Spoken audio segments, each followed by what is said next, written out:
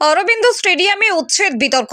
বেআইনিভাবে শ্রী অরবিন্দ স্টেডিয়ামে দখলের প্রতিবাদে পথে নামলেন ক্রীড়াপ্রেমীরা। আজ বর্ধমান জেলার শ্রী অরবিন্দ স্টেডিয়ামে থেকে পদযাত্রা করে ভলিবল এবং বাস্কেটবল খেলোয়াড়, প্রাক্তন খেলোয়াড় ও ক্রীড়া সংগঠনের সদস্যরা। অভিযোগ, বর্ধমান জজ কোর্টের পক্ষ থেকে মৌখিকভাবে স্টেডিয়ামে খালি করার নির্দেশ দেওয়া হয়েছে, তবে এখনো পর্যন্ত কোনো লিখিত নোটিশ পাননি স্টেডিয়াম কর্তৃপক্ষ।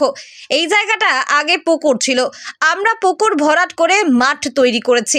এখানে প্রতিদিন প্রায় 250-র বেশি খেলোয়াড় প্র্যাকটিস করেন, জিমের ব্যবস্থাও আছে। কর্তৃপক্ষ আরও জানান, এই মাঠে রাজ্য স্তরের বহু টুর্নামেন্ট অনুষ্ঠিত হয়। এটা খেলার মাঠ। বিয়ে বাড়ি থেকে যে আয় হয় সেই টাকা দিয়ে খেলোয়াড়দের টুর্নামেন্টে যাওয়া আসা ও খাওয়ার খরচা চালানো হয়। খেলার মাঠ উচ্ছেদের বিরুদ্ধে আন্দোলন চলবে বলেই জানিয়েছেন ক্রীড়া। এই অরবিন্দ স্টেডিয়ামে খেলাধুলা বন্ধ না করেন। আজকে আমাদের এই পথসভার বিভিন্ন প্লেয়ার, ক্রীড়া ব্যক্তিত্ব আমাদের এই পদযাত্রায় অংশগ্রহণ করেছেন। আপনারা সকলেই অবগত আছেন যে দীর্ঘ 50 বছরের বেশি আমাদের এই অরবিন্দ স্টেডিয়ামে খেলাধুলা চলছে। আজকে প্রত্যেকের কাছে আমাদের অনুরোধ যে আপনারা আমাদের পদযাত্রা সামিল হন এবং প্রতিবাদ করুন যাতে বর্তমানে কোনো মতো অরবিন্দ স্টেডিয়াম উঠে যেতে না পারে। আজ ভলিবল এবং বাস্কেটবল অ্যাসোসিয়েশন এই র্যালি আমাদেরকে উচ্ছেদের নোটিশ দেবে করি, আমাদের কোনো ডাইরেক্টলি উচ্ছেদের নোটিশ দেয়। আমাদের ডিএলআরও কে নোটিশ করেছে, ডিএলআরও কে নোটিশ করেছে। এদের নাম এই যে পর্চা আছে, পর্চা থেকে এদের নাম বাদ। একটাই জিনিস আলো বলেছি, আবারও বলবো, আমাদের সঙ্গে ডিস্ট্রিক্ট জাজের কোনোদিন পুনরুদ্ধারটির লিঙ্ক ছিল না। আমাদের সঙ্গে যা কিছু লিঙ্ক বর্ধমান মিউনিসিপালিটি 1973 সালে আমাদেরকে দিয়েছিল একটা পুকুর হিসেবে। সেই পুকুরকে ভরাট করে শুধু খেলার মাঠ আমরা তৈরি করেছিলাম। সেইখানে আজকে এইখানে খেলাধুলা যা হচ্ছে সেই পুকুরের ওপরে। আমরা পুকুরের বাইরের যে অংশ আছে, পার্ক যেটা বলে, সেইখানে আমরা কনস্ট্রাকশন করেছি। এই যেখানে বসে আছি এই প্যাভিলিয়ন বিল্ডিং এবং দুটো বড় বড় গ্যালারি করেছি। যতটুকু সামর্থ্য আমরা আস্তে আস্তে করে পেয়েছি, টাকা আস্তে আস্তে করে পেয়েছি, এই 50 বছর ধরে সেগুলোকে করা। আর সবকিছুই কিন্তু গোটাটাই আমাদের এই স্টেডিয়ামটা গোটাটাই খেলার জন্য নয়। আমরা আজকে ইলেকশন হবে, ইলেকশনের ডিস্ট্রিবিউশন হবে, কোথায় না বর্তমানে অরবিন্দ ওই ইয়ে থেকে হল থেকে গোটা ডিস্ট্রিক্টের সমস্ত পলি নিয়ে ব্যবস্থাগুলো করা হয়।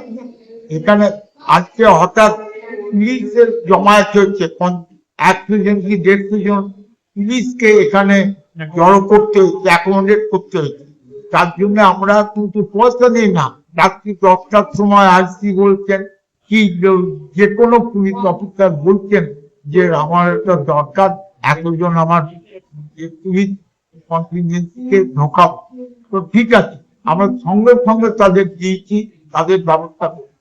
এটা শুধু উনি অত জাজ ভাবলেন এটা শুধু খেলাধুলার জন্য, শুধু খেলাধুলা না, প্লাস আরো যেটা আছে এইখানে যে পাশাপাশি বলতে আছে তাদের মেয়েদের বিয়ে প্রাইজটা দিচ্ছে, তারা গরিব, এইখানে তাদেরকে সাহায্য করে।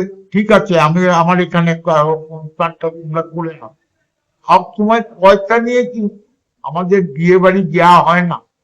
কিন্তু লোকের ধারণা যে সবসময় পয়সা নেই, কিন্তু আমরা এখানকার এই যেটা আছে এখানকার এই পাশাপাশি 2টো না 3টে বস্তি আছে, এই ছেলে মেয়েদের যা কিছু দিয়ে দেওয়া হয়েছে, মানে তাদেরকে আমরা বিনা পয়সায় দিই। সামান্য হয়তো ওই পায়খানা পরিষ্কার করার জন্য সেই কিছু চার্জ, আর কোনো আমরা চার্জ নিই না। আমরা শুধু খেলোয়াড় ছাড়াও বর্তমানবাসীর জন্য যে পরোপকারটা করবার আমরা কিন্তু সেটা করেছি এবং আশা করি ভবিষ্যতে হঠাৎ অকওয়ার্ড পজিশন হবে তখন কিন্তু এই স্টেডিয়াম তাদের পাশে বর্ধমানবাসীদের জন্য একটা প্রশ্ন, যারা অনেক আগে, ধরুন 6 মাস আগে, 7 মাস আগে, 5 মাস আগে, এখন তো বিয়ে যেদিন ফাইনাল কথা সঙ্গে সঙ্গে বিয়ে বাড়ি বুকিং হয় না, তার না। আমরা আমাকে বলতে 6 মাস আগে যারা অরবিন্দ স্টেডিয়ামের আপনার বিয়ে বাড়ি আর সামনের মাঠ বুকিং করেছিল, এখন কিছুদিন আগে তারা ডিসেম্বর মাসে এসে জানতে পারে যে তাদেরকে বিয়ে বাড়ি ভাড়া দেওয়া হবে না, এরকম কি ঘটনা হয়েছে? না, সেরকম না।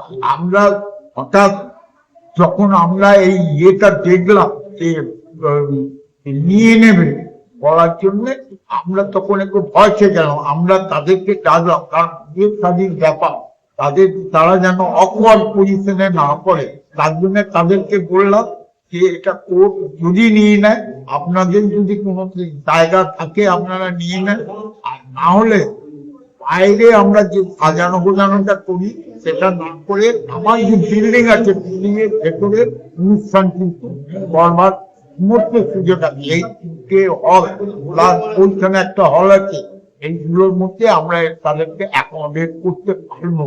আর কেউ যদি ভাবেন যে গোটাটাই আমরা এনজয় করবো, লাইট করে ইয়ে করে বুঝবো, এটা এই মুহূর্তে তাদেরকে বলেছিলাম আপনারা এটা থেকে একটু বিরত থাকুন, আমরা একটু